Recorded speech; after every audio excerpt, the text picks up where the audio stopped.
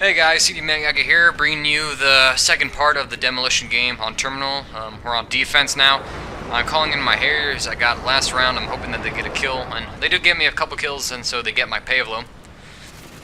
But I guess I should probably talk a bit more defensive tactics on Demolition. And Demolition, best thing to do is, again, hunker down. Have most of your team hunker down at least on the back bomb site that's closest to your spawn. On Terminal, it's A, whatnot, but you also want to look like you're trying to defend the other bomb site that's farther away, for the sake of appearance, because you don't want the enemy team to pick up on the strategy and why it works. We had an Afghan Demolition game where we basically sneezed our butts off, and where we basically let them have A, which I think was in the middle of the map inside of the AC-130 cockpit, which is destroyed on the ground. And we basically all hunkered up at B, and then they did the exact same thing to us. Their whole team was just back at bomb site B, and so it was very, very difficult for us to. We couldn't win because they were on defense. We started off defense, and then we went to offense, and then when we went overtime, we were still offense, which meant that we kind of basically lost the game because we didn't put up our tactics as well. So you want to make it look. You want to have like one or two guys over at the other bomb site that's farther away from your spawn, and then just kind of defend it a little bit. Kind of keep it active just for a little while, but then you do eventually just want to let them have it. Because if you let them have it, for one, it'll extend the game time, and if you're running with a bunch of randoms, you can get a lot more kills off of them, and you can generally get a lot of experience points this way.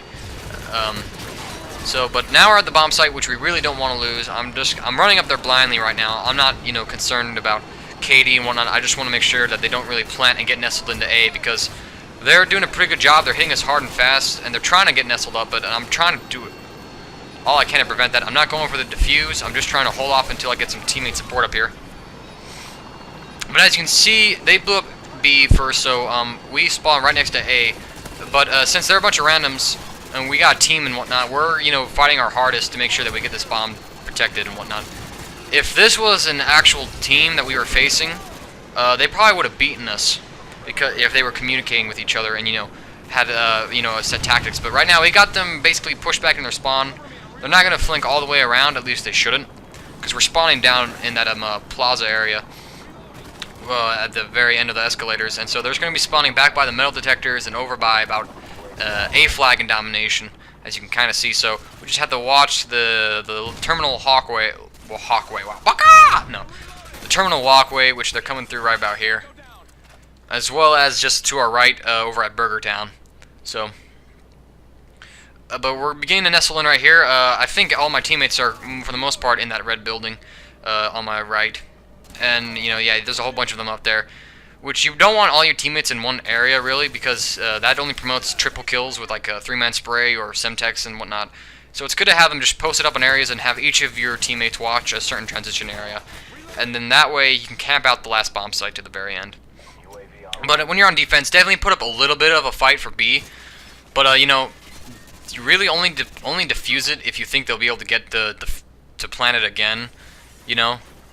If like there's like 5 seconds left on the clock and they get to like the bomb site further away from your spawn, and you want to extend the game a bit more, get a lot more kills and some points, then let them have it. Like I did in my sub-base demolition video, you saw me, how cool I was with that enemy team. Anyways, let's see. I get a Predator right here. I think I fail with it.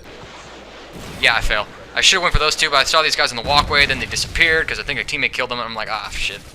So now I got to get my Harrier via my own power. So we got a headshot right there, holding them off still. But as you can see, we're hunkered down here. We got some good defensive positions up. Whatnot. We're using all the cover we can, the environment to our advantage. And basically, the rest of this video is just us camping the bomb site a bit.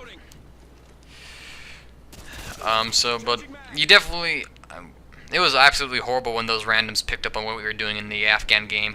They figured out what we were doing, and they just, it was just absolutely atrocious. It was just too difficult. Which I guess that's why I hate Demolition, is because, there's no real opportune moments for comebacks. Once an enemy team gets settled in, you're in for a hell of a ride, and, the only way to get them out is like noob tubes and whatnot. We actually had an Afghan Demolition game, I think it was the same one, where they began to pull out their noob tubes and try and kill us. And then, you know, a teammate, I think it was Nemesis, went like, alright, I'm pulling out my noob tube class. I'm like, no, don't you dare do that, man. You saw what it did for them. They pulled out their noob tubes, they lost. Just goes to show you that you can't really replace skill with a simple attachment. Although, you know, if you were to practice with a noob tube and get really good with it, and if you were a pro noob tuber, if you will, it could be quite hellish for the enemy team. But looks like, I think we're coming out near the end of the game. My hair is doing some work.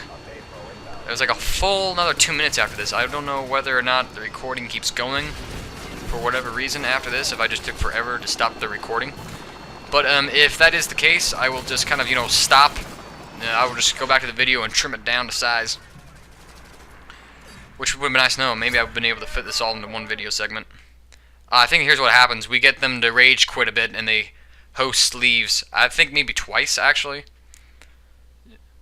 Yeah, I think we were all like, oh, come on, come on, come on. Yeah, we were standing around for a while just like saying, come on, load up, please. So, okay, that explains why the video is longer, because, I mean, we only had like 40 seconds left on the bomb timer. So, you know. Now we get to sit here quietly and awkwardly waiting for the host to get set up.